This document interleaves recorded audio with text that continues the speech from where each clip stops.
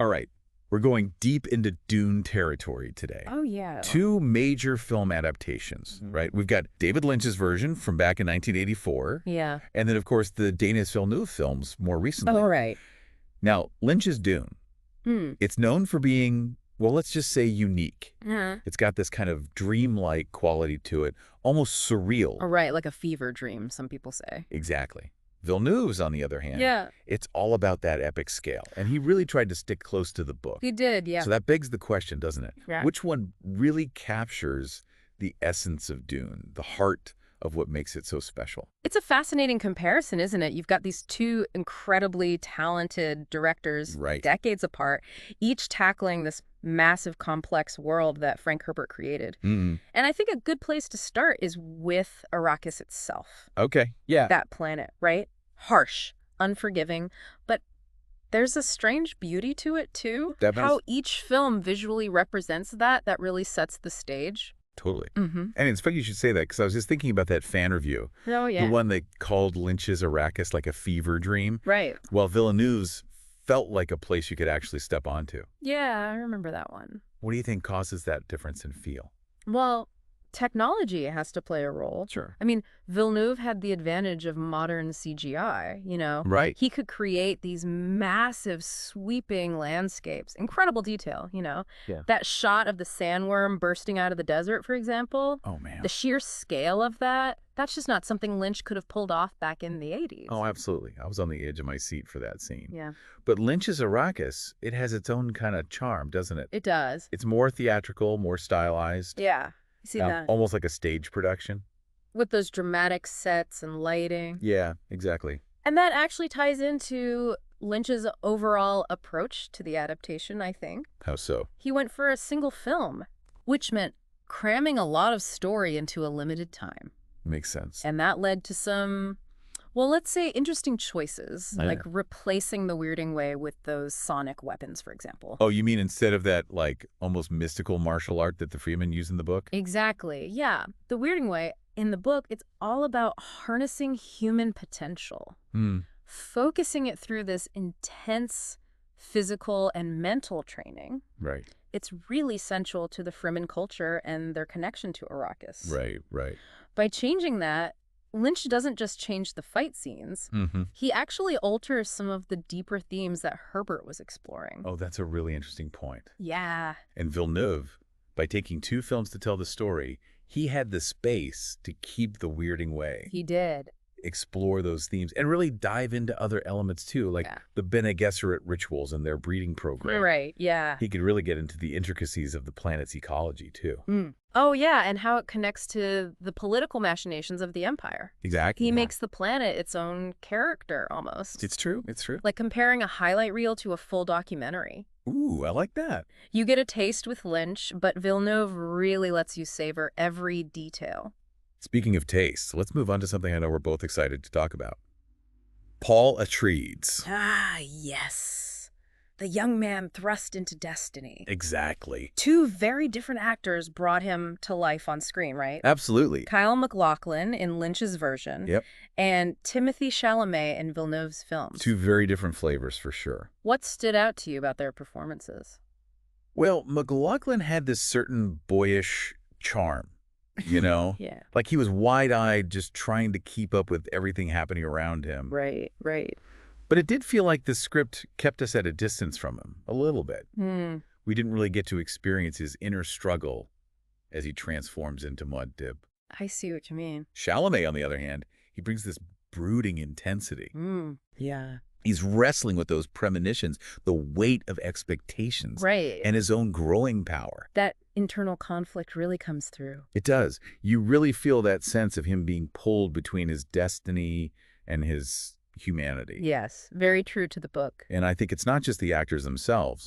It's also how the script and the direction shape their performances. No, absolutely. Villeneuve gives Chalamet those quiet moments, Yeah. those subtle shifts in expression that reveal what's going on beneath the surface. Exactly. Lynch's film, with its faster pace and that heightened style, Yeah. It didn't really offer that same opportunity. It makes you wonder, doesn't it? Outbound. If Lynch would have taken a different approach, if he'd had the time to explore Paul's character more deeply. That is an interesting thought. But speaking of characters, can we talk about the supporting cast for a bit? Oh, yeah. Both films had some serious star power. They did.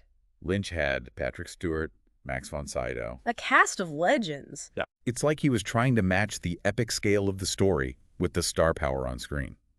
And of course, we can't forget Sting as Feyd-Rautha. Huh. Now, that was definitely a choice. It was. But it really leaned into that theatrical vibe of Lynch's version, didn't it? Oh, yeah.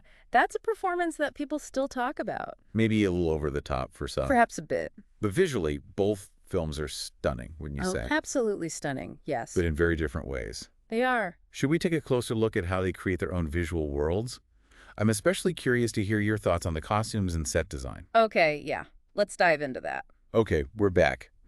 And ready to jump back into the visuals of Dune. Yeah. I mean, both of these films, visually, they're just feasts, you know? They really are. Last time we talked about the feeling of Arrakis, right? And the differences in how Paul Atreides is portrayed. Right. But for me, the costumes and the sets, oh man, that's a huge part of what makes them so captivating. I agree. Where do you want to start? Well, let's talk about costumes. Okay. Because it's fascinating how they reflect the tone of each film. Oh, yeah. Lynch's Dune, for example, it has this almost operatic quality. Those ornate costumes, bold colors. Remember Baron Harkonnen's outfit? Oh, yeah. Like something out of a dark, futuristic Shakespeare play. Totally. And those shoulder pads, oh my gosh. Yeah. It felt like he was really leaning into the, larger-than-life aspect of the characters. Exactly. And then you've got Villeneuve. Yeah. His approach is so much more grounded, functional, Like the still suits. Oh, yeah. They're designed to actually look like something you could wear in a harsh desert environment. But they still look cool. They do. Futuristic. Yeah, they nailed it. There's such a brilliant piece of design in the book, They are. They're not just fashion, they're about survival. It's true. And Villeneuve really captures that practicality, but makes them stylish too. He does, yeah. And that attention to detail, it extends to the sets as well. Oh, yeah, for sure. Like Arrakeen. Yeah, the capital city. Villeneuve's Arrakeen, it feels like a real place. That mix of like futuristic technology and ancient architecture. You can just feel the history. You can. And the Freeman Sieges. The underground dwellings. Yeah, carved into the rock, so authentic. And claustrophobic. Yes. You really get a sense of how they've adapted. To that harsh environment. You do. You really do. And even though Lynch's film doesn't have that same level of realism, I still think his sets have a certain grandeur. Like that throne room where the emperor holds court. Oh, yeah. Incredible. It really had that sense of scale. Right? Scale and power. Yeah. It's like Lynch was going for spectacle. Whereas Villeneuve was more focused on world building. Yeah, I think that's a good way to put it. And comes back to that challenge, right? Of adapting Dune. Yeah, it's such a dense book. It is. Lynch had to make choices about what to prioritize. He did. And sometimes that meant sacrificing those little details. For visual impact. Right. It's like he was trying to capture the feeling you get when you read Dune. That sense of awe. Wonder. Yeah. Even if he had to play around with the plot a bit. And I think that's where those stylistic choices come in. Like the sonic weapon. Exactly. Yeah. It's like he was creating a cinematic experience. For people who might not have read the book. Yeah, to draw them in. Do you think he missed an opportunity, though? To explore some of the deeper themes. Yeah, like the ecological message. Right, or the critique of colonialism. Those were pretty central to Dune. They are. Villeneuve really engages with them. He does. More directly, I think. Yes, I agree. His adaptation feels much more politically and ecologically aware. Like, remember those scenes with the giant harvesters? Oh, yeah. Scouring the desert for spice? The environmental destruction is palpable. You really feel it. It's striking. And that ties into those bigger themes. Yeah, of colonialism and exploitation, which are kind of woven throughout the story. They are. And Villeneuve doesn't shy away from them. No, he doesn't. Whereas Lynch's film kind of glosses over them. Yeah. Which brings us to another interesting comparison, I think. The villains. Right. Specifically, Baron Harkonnen. Oh, yeah. He's such a great villain in the book. He is. So deliciously evil. What did you think about the different interpretations? Of the Baron. Yeah. Kenneth Macmillan in Lynch's film versus Stellan Skarsgård in Villeneuve's. It's such a stark difference. It is. Macmillan's Baron, he's grotesque, Larger than life. almost Shakespearean. His evil is right there on the surface. He's like a cartoon villain, almost. Oh, Like, you almost expect him to twirl his mustache. I see what you mean. Skarsgård's Baron, though, he's much more subtle, insidious, He's terrifying because you can sense the intelligence behind it. And the calculation. Yes. You never quite know what he's thinking. And that makes him all the more unsettling. Like, he's always 10 steps ahead. Exactly. And I think that approach, it reflects a larger difference, doesn't it? And how they handle tension. Yeah. And suspense. Lynch's Dune is a lot of visual shock. Uh-huh. Sudden bursts of action. Right. Villeneuve builds tension slowly, methodically. Yeah. Yeah, he lets the story unfold naturally. Trusts the audience. Trusts us to follow along. To engage with the story. Without having to, like, spoon-feed us every detail. Exactly. And that's one of the things that makes his adaptation so rewarding, I think. It is, yeah. Okay, so we've talked visuals, characters, Yeah. themes. Right. But there's one element we haven't touched on yet. Oh, and what's that? Music. The music. Both films have iconic soundtracks. They do. Very different, though. Oh, yeah. Completely different moods, completely different atmospheres. They really... Should we dive into the sounds of Dune? Let's do it. I know you've got thoughts on Toto's score for Lynch's film. Oh, yeah. Toto's score is something else. Let's just say it's a choice. It is definitely a choice. But before we get into that, Okay. I'm curious about your take on Hans Zimmer's score. For Villeneuve's Dune. Yeah. Oh, it's incredible. It's so epic, Yeah. so atmospheric. It really adds to that immersive quality. It does. What stands out to you about his approach?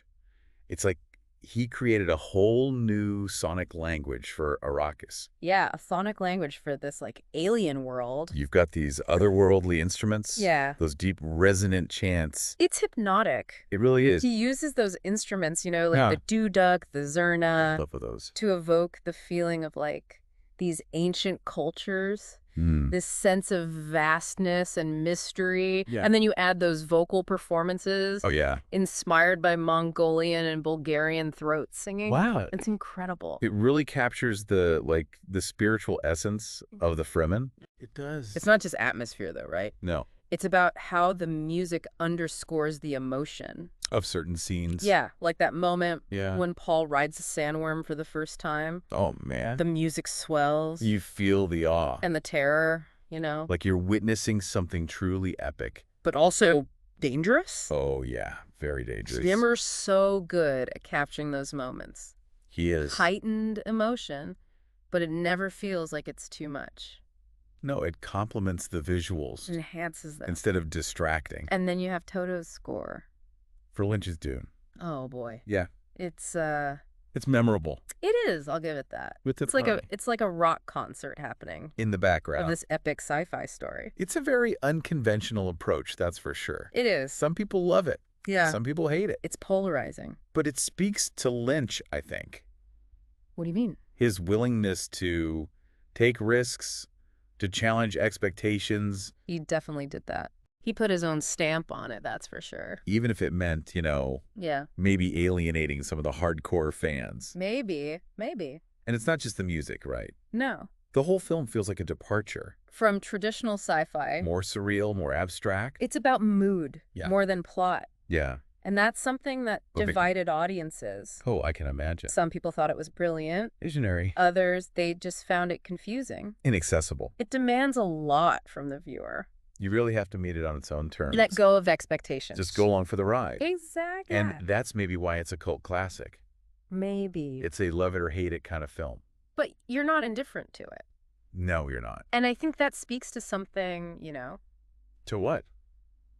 the power of Herbert's story. Oh, yeah. It inspires strong reactions. No matter how it's adapted. It does. So looking at the legacy of these two films, Yeah. they both had a big impact Oh, absolutely. on how Dune is perceived. Lynch's version, even though it wasn't a commercial success, it has this devoted following. It really does. And Villeneuve's, Yeah. it seems like it's going to be the adaptation. For a new generation. Yeah, the definitive Dune. It's interesting how they reflect their times, too, What do you mean? Like Lynch's Dune. Yeah. Very 80s. The postmodernism, the fascination with the grotesque, Yeah, and then Villeneuve's, much more contemporary. those anxieties about climate change, colonialism, Or dangers of power.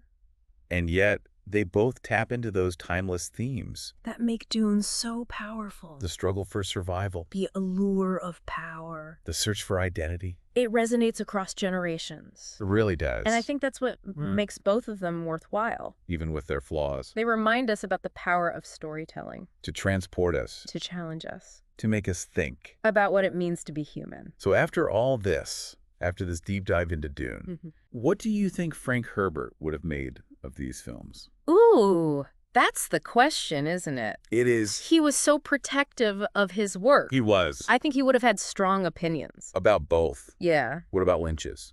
I think he might have appreciated the spectacle, the boldness. The audacity? But also been perplexed by some of the choices. Like the sonic weapons. Yeah. And Villeneuve's. I think he would have admired the attention to detail, the understanding of the themes. Yeah. But who knows? Right. Maybe he would have preferred something completely different. That's true. We'll never know. We won't, but it's fun to think about. It is. And I think it says something About what? about the power of Dune. Yeah. That we're still talking about it. Decades later. Debating the adaptation. Finding new ways to connect. With this incredible story. That's a great point. And the best adaptations, they're the ones that spark conversation. And people thinking. Leave you wanting more. And both Lynch and Villeneuve have done that. In their own way. Absolutely. We have. Well, we've covered a lot of ground today. We have. Arrakis, the characters, the music. All of it. It's been a fascinating journey. It has. But as we wrap up this deep dive, I want to leave you with a thought. Okay. Which adaptation speaks to you more powerfully? And why? That's a great question. Keep exploring. Keep questioning. And keep diving deep.